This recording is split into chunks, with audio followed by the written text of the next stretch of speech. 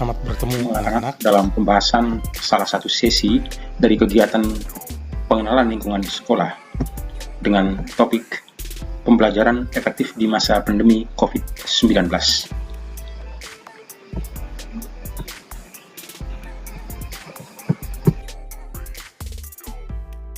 Sebelum memulai pembahasan ini, baiklah Bapak memperkenalkan diri terlebih dahulu. Nama, Joseph Fernandes, sedangkan identitas atau keterangan lain bisa Anda amati pada tabel yang ada.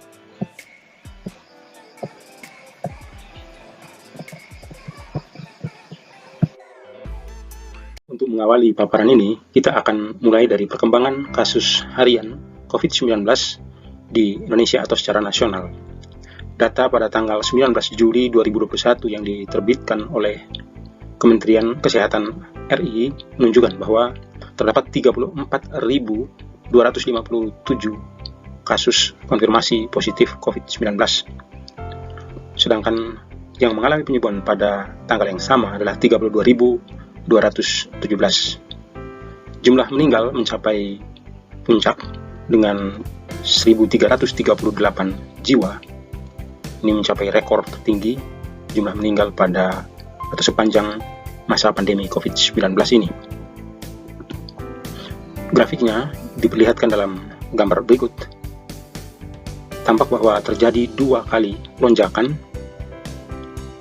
COVID-19 di Indonesia, di mana pada akhir Januari kasus konfirmasi positif mencapai puncaknya, dan juga di 16 Juli 2021. Demikian juga yang terjadi pada jumlah pasien yang mengalami kesembuhan. Di sekitaran Januari sampai Februari terjadi lonjakan penyembuhan pada banyak penderita, begitupun pada bulan Juli.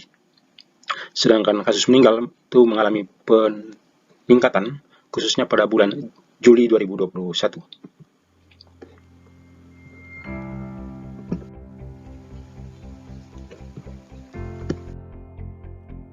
Yang berikutnya adalah tabel tentang kecenderungan wabah COVID-19 secara nasional.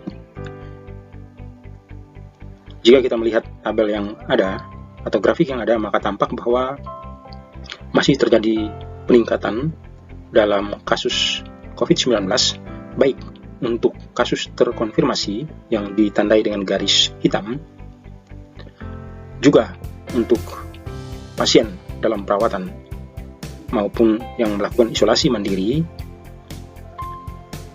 yang diwarnai dengan warna kuning kehijauan. Di Januari 2021, ketinggian dari kasus dalam perawatan ini masih tidak begitu tinggi, sedangkan di bulan Juli 2021 tampak bahwa terjadi peningkatan dalam jumlah orang yang dirawat maupun yang melakukan isolasi mandiri. Untuk pasien yang mengalami kesembuhan, itu mengalami peningkatan yang cukup besar, hampir sama dengan kecenderungan yang terjadi pada kasus konfirmasi. Dan yang terakhir, untuk mereka yang meninggal, mengalami peningkatan dari bulan-bulan sebelumnya sampai pada Juli ini. Tabel ini memberikan gambaran pada kita bahwa belum ada pelandaian ataupun penurunan kecenderungan kasus COVID-19 di Indonesia. Oleh karena itu kita perlu berhati-hati dalam setiap kegiatan kita. Secara jumlah, untuk seluruh total kasus di Indonesia diperlihatkan dalam data ini. Per 19 Juli 2021 tercatat 2.900.000 lebih orang yang telah mengalami konfirmasi kasus positif, dengan tingkat kesembuhan mencapai 2.200.000 lebih, sedangkan jumlah yang meninggal telah mencapai 74.920 orang.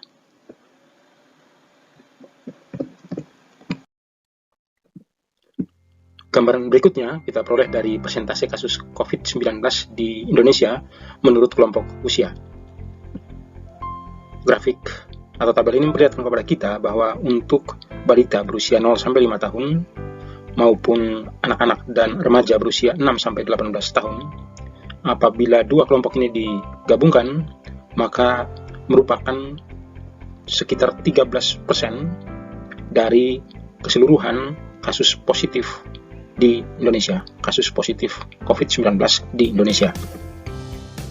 Begitupun untuk kelompok yang dirawat atau yang melakukan isolasi secara mandiri, maka jumlah kedua kelompok ini mencakup sekitar 13% dari keseluruhan populasi. Untuk yang telah mengalami penyembuhan, total dua kelompok ini menempati persentase sekitar 13% dari keseluruhan populasi, sedangkan untuk mereka yang telah meninggal, total kedua kelompok ini berada di sekitar 1% dari keseluruhan populasi orang yang telah meninggal. Data ini memperlihatkan kepada kita bahwa potensi penyebaran atau infeksi dari COVID-19 ke balita maupun remaja dan anak-anak masih cukup besar atau menempati sekitar 13% dari keseluruhan populasi.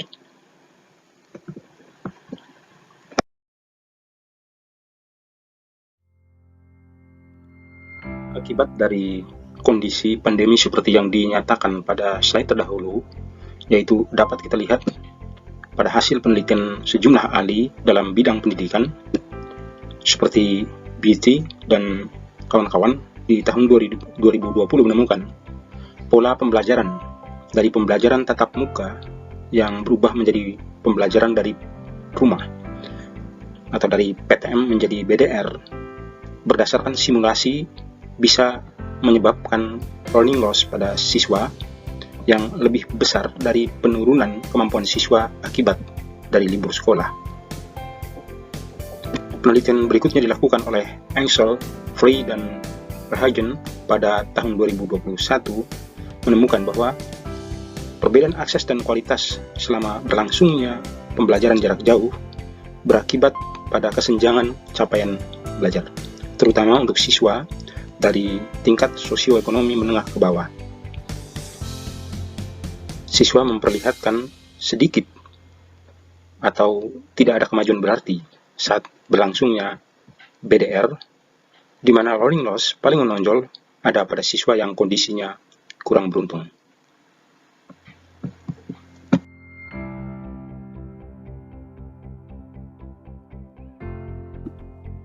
Sehubungan dengan masih mewabahnya COVID-19 di Indonesia dan untuk mengatasi agar terjadi penurunan kasus dari wabah ini, maka pemerintah melalui keputusan bersama 4 menteri telah menetapkan ketentuan pokok dari kegiatan pembelajaran di sekolah maupun satuan pendidikan. Ketentuan-ketentuan pokok itu juga dirumuskan oleh Kementerian Pendidikan dan Kebudayaan, Riset dan Teknologi yang beberapa poinnya dinyatakan di sini. Pertama, kegiatan pembelajaran dilaksanakan melalui pembelajaran tatap muka terbatas, PTM terbatas, dengan penerapan protokol kesehatan, atau bisa pula menggunakan moda pembelajaran jarak jauh. Yang kedua, orang tua siswa boleh memilih PTM terbatas ataukah PJJ bagi siswanya setelah membuat pernyataan secara tertulis. Ketiga, jika ditemukan kasus konfirmasi COVID-19 di sekolah atau di satuan pendidikan, maka pemerintah dan kepala sekolah akan menangani kasus tadi dan dapat memberhentikan sementara PTM terbatas di sekolah.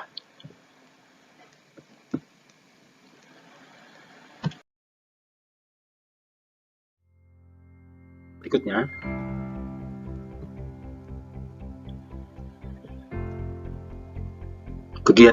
ketentuan pokok ini dilaksanakan di tahun pelajaran 2021-2022 paling lambat. Dan yang terakhir diambil di sini adalah bahwa dalam hal ada kebijakan pemerintah pusat untuk mencegah dan mengendalikan COVID-19 di wilayah Kota Bogor misalnya, atau di Jawa Barat yang merupakan wilayah dari sekolah kita, maka PTM terbatas dapat diberhentikan sementara.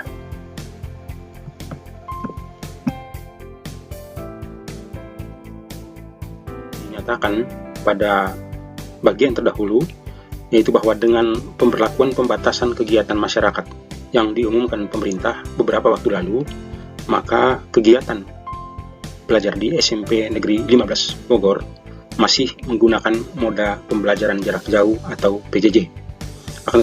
Akan tetapi sebagai antisipasi atau persiapan menghadapi kegiatan PTM terbatas, pertemuan tatap muka terbatas, maka beberapa ketentuan telah diatur oleh pemerintah sebagai berikut.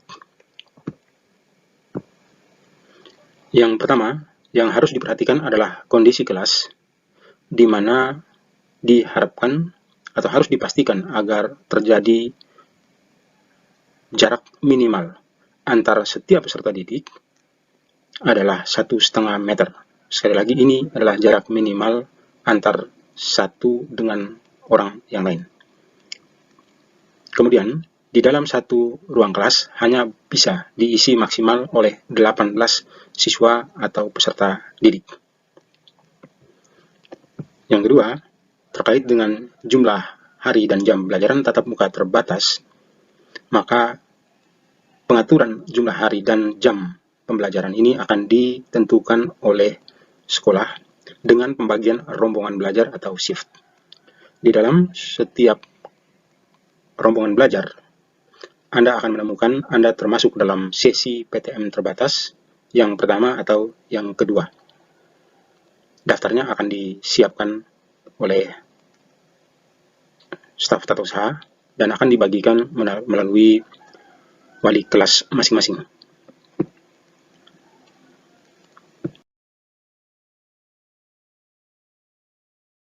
Ketentuan PTM terbatas berikutnya adalah terkait dengan perilaku wajib yang harus dipatuhi oleh para siswa ataupun warga sekolah yang lain.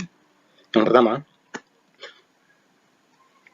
wajib memakai masker kain 3 lapis atau masker bedah yang menutupi hidung sampai dagu. Durasi waktu pemakaian masker kain adalah maksimal 4 jam dan atau saat masker sudah lembab atau basah. Perilaku kedua yang harus dipatuhi juga adalah penggunaan atau cuci tangan menggunakan sabun CTPS dengan air mengalir atau dengan cairan pembersih atau desinfektan. Ketiga, jarak minimal antar setiap orang, baik siswa dengan siswa maupun terhadap guru, minimal adalah 1,5 meter dan tidak ada kontak fisik antar orang, termasuk tidak diperbolehkannya melakukan salaman dan kegiatan-kegiatan kontak fisik yang lain. Keempat, menerapkan etika batuk atau bersin yang baik. Ketentuan berikutnya adalah terkait dengan kondisi medis dari warga sekolah. Ketentuan pertama menyangkut kesehatan, bahwa warga sekolah harus dinyatakan sehat, tetapi jika mengidap penyakit penyerta atau komorbid, haruslah terkontrol. Kedua, tidak ada gejala COVID-19, termasuk dengan orang yang serumah dengan siswa yang ada di SMP 15.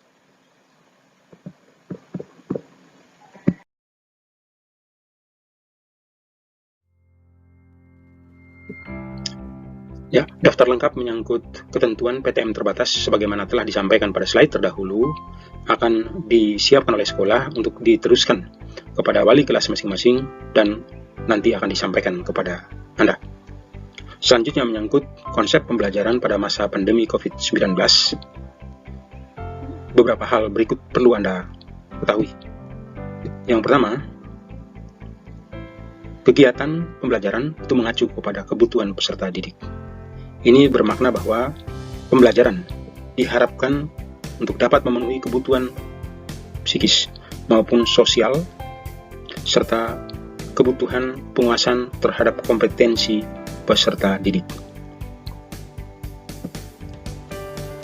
Konsep kedua yaitu menyangkut protokol kesehatan, di mana semua praktik pembelajaran harus mengacu kepada protokol kesehatan yang telah ditetapkan oleh pemerintah.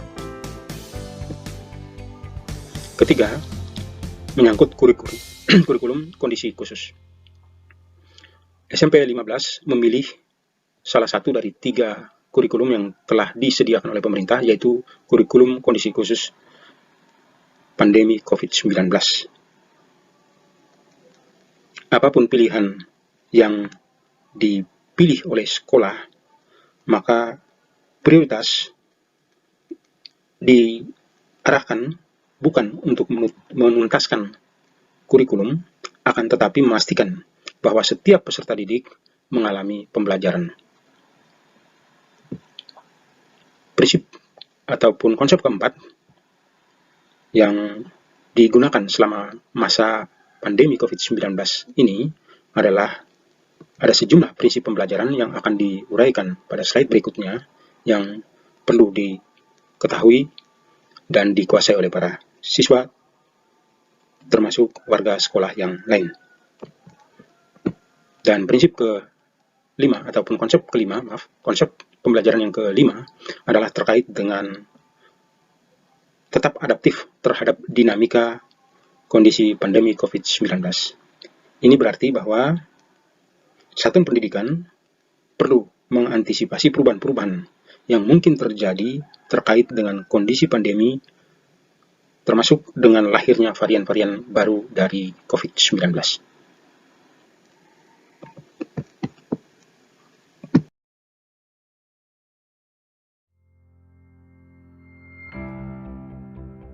Terkait dengan konsep pembelajaran yang tadi telah disampaikan, maka dalam siklus pembelajaran ada 3 hal penting, 3 unsur penting yang perlu diketahui, yaitu pertama, kurikulum, kedua, pembelajaran, dan yang ketiga adalah asesmen.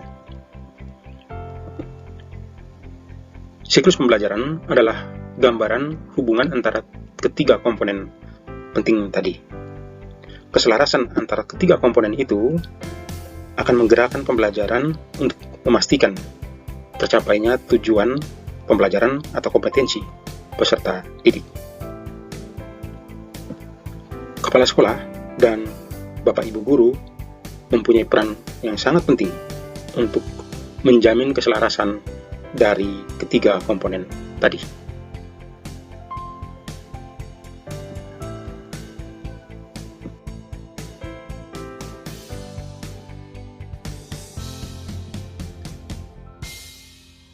Kurikulum merupakan seperangkat tujuan pembelajaran, dijadikan sebagai acuan untuk menetapkan proses asesmen maupun proses pembelajaran. Sedangkan proses asesmen dan proses belajar akan saling berinteraksi secara timbal balik, dan pada akhirnya pembelajaran dan asesmen akan memberikan umpan balik untuk pengembangan kurikulum.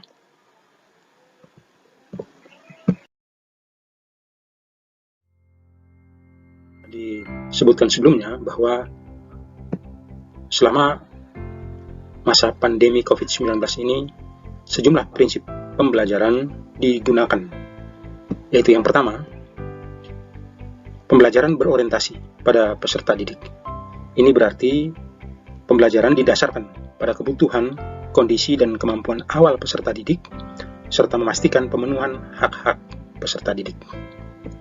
Yang kedua, pendidikan atau pembelajaran berorientasi pada keterampilan hidup. Ini bermakna bahwa pembelajaran tidak hanya menekankan pencapaian akademis semata-mata, tetapi menekankan juga pada penguasaan keterampilan hidup, termasuk keterampilan belajar dan keterampilan beradaptasi di masa pandemi COVID-19. Prinsip ketiga adalah pembelajaran bermakna dan terdiferensiasi. Pembelajaran yang Demikian berarti memandu peserta didik untuk menghubungkan pembelajaran dengan konsep yang telah dikuasai dan praktek kehidupan sehari-hari peserta didik dengan memberikan diferensiasi atau pembedaan cara belajar yang mencakup diferensiasi cara mendapatkan informasi, juga diferensiasi menyangkut pengelolaan informasi, serta mempresentasikan hasil belajar. Prinsip keempat adalah pemberian umpan balik.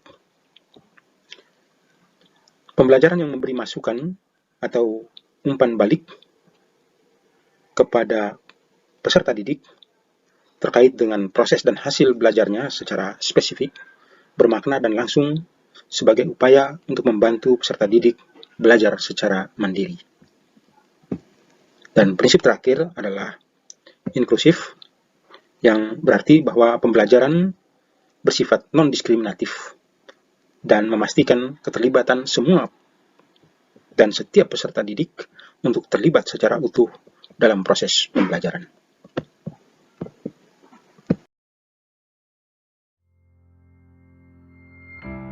Berikutnya adalah prinsip-prinsip asesmen yang digunakan dalam kurikulum yang berlaku selama masa pandemi COVID-19 ini. Prinsip pertama adalah bahwa asesmen merupakan bagian terpadu dari proses pembelajaran, memfasilitasi pembelajaran, dan menyediakan informasi holistik sebagai umpan balik untuk guru, peserta didik maupun orang tua, agar dapat memandu mereka dalam menentukan strategi pembelajaran selanjutnya.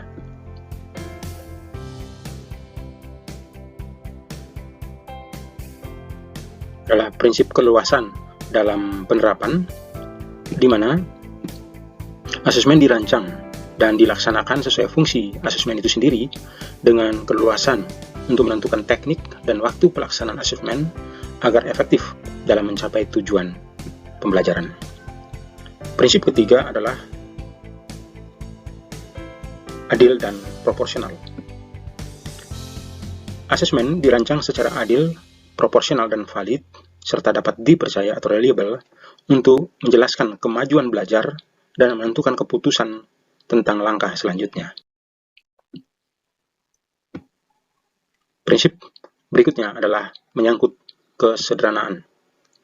Laporan kemajuan belajar dan capaian siswa itu bersifat sederhana dan informatif mengenai capaian karakter maupun kompetensi serta strategi tindak lanjutnya. Dan prinsip terakhir dari asesmen adalah peningkatan mutu pendidikan, di mana hasil asesmen digunakan oleh para siswa sendiri, pendidik atau guru, serta tenaga pendidikan dan orang tua sebagai bahan refleksi untuk meningkatkan mutu pembelajaran.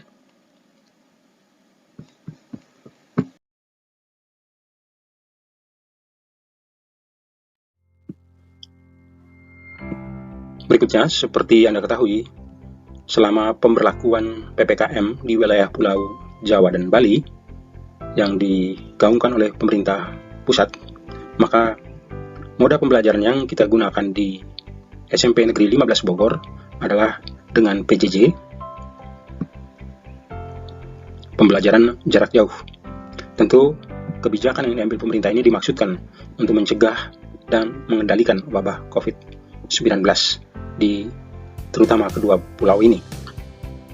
Tetapi apabila keadaan membaik dan sesuai dengan surat keputusan bersama 4 menteri, termasuk Menteri Pendidikan dan Kebudayaan, Riset dan Teknologi, maka orang tua wali diberi kebebasan untuk memilih apakah menyetujui agar peserta didik melakukan pembelajaran tatap muka terbatas atau tetap melanjutkan pembelajaran jarak jauh.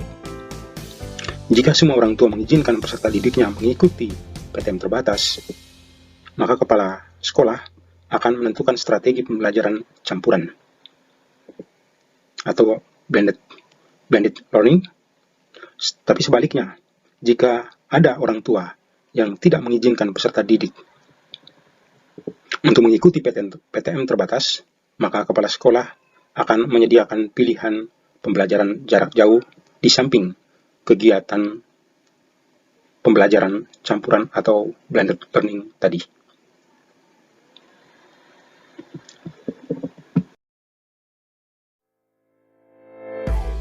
Demikianlah anak-anak pembahasan terkait topik pembelajaran yang efektif selama masa pandemi COVID-19 di SMP Negeri 15 Bogor. Terima kasih atas perhatian Anda. Jaga kesehatan Anda selalu dengan menerapkan protokol kesehatan. Sampai berjumpa pada kesempatan berikutnya.